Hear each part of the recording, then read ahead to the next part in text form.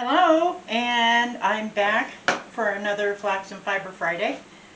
It's been a while. I've kind of been stuck in a conundrum of what to post because I'd like to be helpful, but then I just want to share, so I don't know. I don't have any answers to that right now. So, meanwhile, this one is just going to be kind of ramblings and showing you all the different things that I've been working on. And if you're curious, I am not done with the flax. I'll explain that later. So this is that rug that I told you about and I was going to design, and I hope you can see the pattern. I'm not sure, the lighting in here is not working out for me. But this is probably half of the rug I've got charted out and drawn. And that's how far I've gotten. And here is the right side, which I think is pretty awesome so far. I'm trying to get you a good shot of that. See if I hold it up. This doesn't do autofocus at all. So I am totally lost here. Anyway, so there you go. That is that. And next up, I will show you what my winter project, or one of my winter projects, is going to be.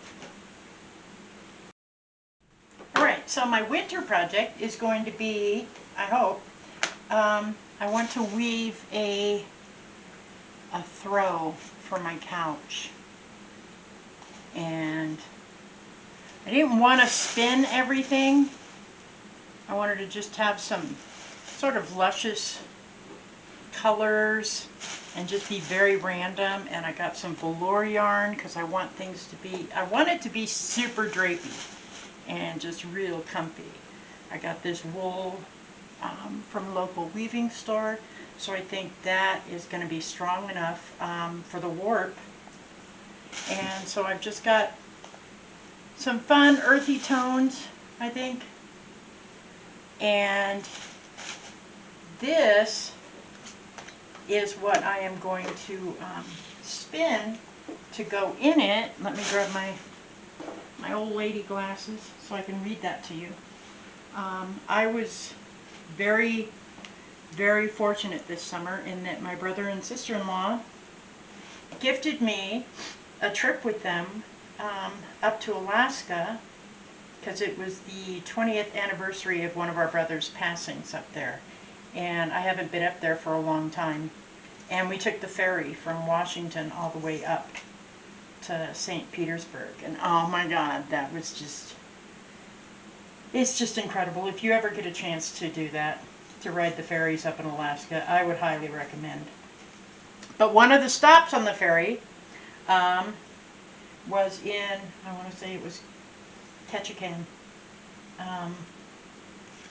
Let's see. Yeah, Ketchikan. And this is from Untangled Yarn and Fiber. And the lady there was just super nice. I had to hurry up because I had to walk back to the ferry and I didn't want to miss it. So I was kind of in a hurry. But I saw that there was a fiber store there and I had to go. And this is recycled saris, but flax too. And it is the most buttery, yummy stuff. So that will be my memorabilia for my weaving project from Alaska. So, on to my next item on the agenda. Alright, the next thing was also inspired by my trip to Alaska. And as a kid, my brother, the one that took me along on the trip, he's 11 years older than me, and he taught me how to play cribbage when I was a kid. And when we were on the ferry, we played cribbage.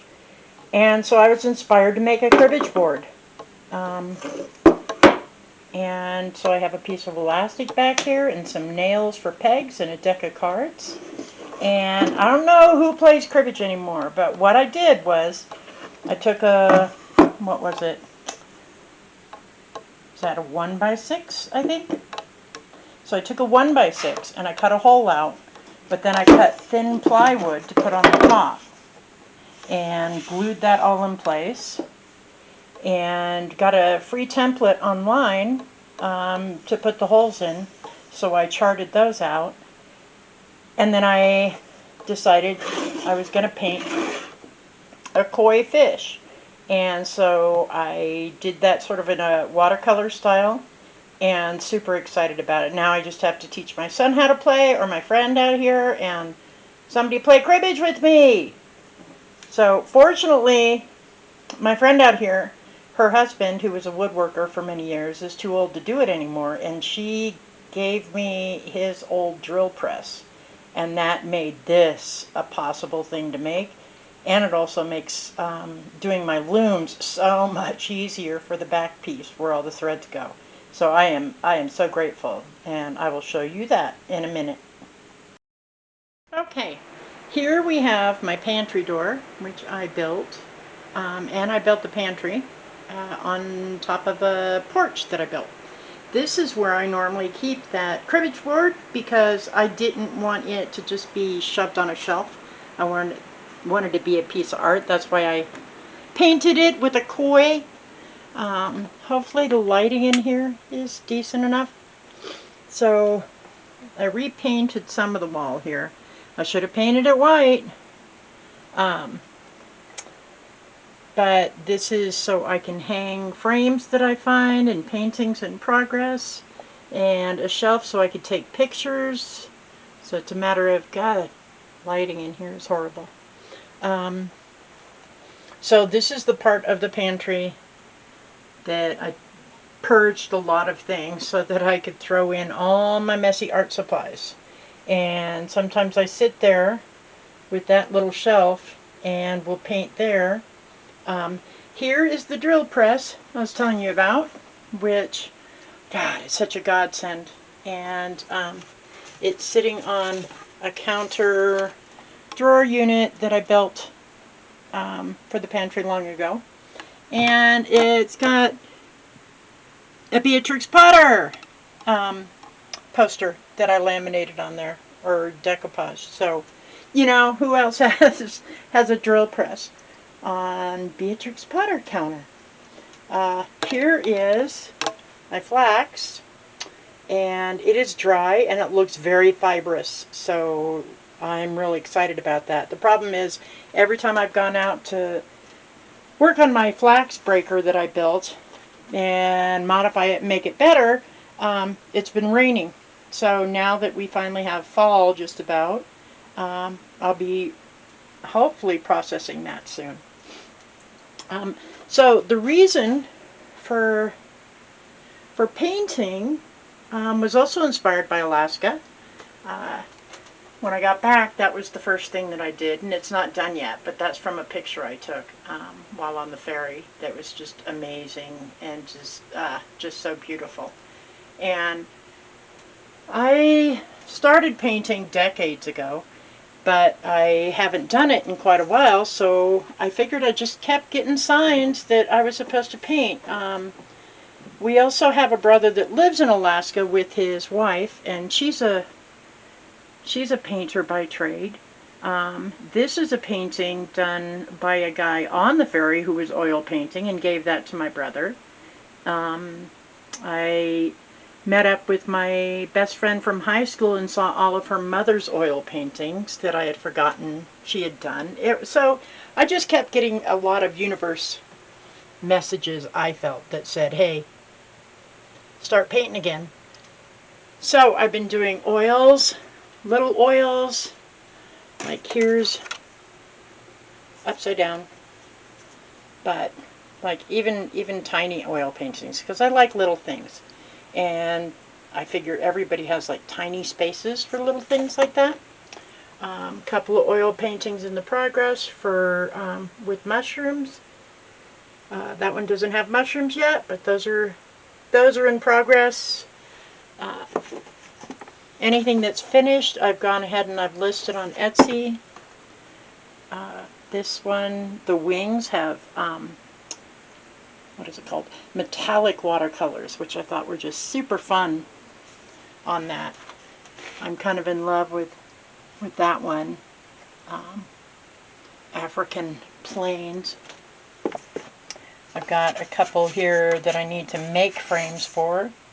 and cut matting. These are some fun mushroom ones that are Christmassy that I decided to paint, and then printed up cards, which I'll be listing as well. Raven ones, which I love ravens. So I actually scanned this, both of these raven ones, without the Christmas bells in their mouth. So I'm offering those too as cards. What else do we have here? Oh, another thing, as I was saying before, that drill press, this is that part of the loom that it just really comes in handy for. It's the back bar where all the threads. And rather than holding a heavy drill in my lap, God, the drill press is just a dream. So this is my wood station and tool station, just to keep them off the kitchen table, though I'm not always successful at keeping things off the kitchen table. Finally got rid of a bunch of sawdust and everything on there. But there you go. That's another thing I've been doing. And yes, I do finish things. So, but I also like to do a lot of things. So call me crazy. I will leave you with photos of paintings I've done over the years. Some are finished, some aren't. There's an elephant painting that isn't finished. I just need to work on one elephant's eye area. And then I have a spinning wheel painting that I did, and I'm perplexed by doing the actual wheel itself. So I got to get that right. But there you go. There's my messy zone in my tiny area. And an old dollhouse, my first dollhouse. So there we go. Thank you for coming by.